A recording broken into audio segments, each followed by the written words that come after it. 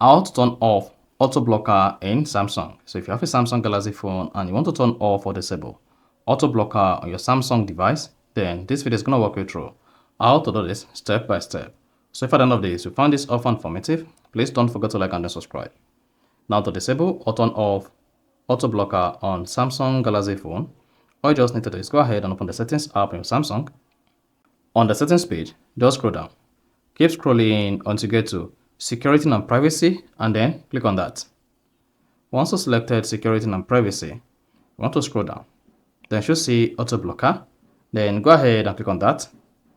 Now once you selected auto blocker, you have a few options here. You can see there is auto blocker, then there is messaging app protection, block software update by USB.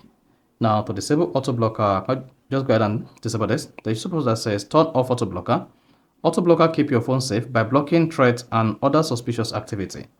To turn off auto blocker on your phone, just tap this, and that's going to turn off auto blocker. While messaging app protection and block software update by USB cable will also be disabled. And then you can just hit the back button. So that is basically how to disable or turn off auto blocker on Samsung. So if you found this offer informative, please don't forget to like and then subscribe.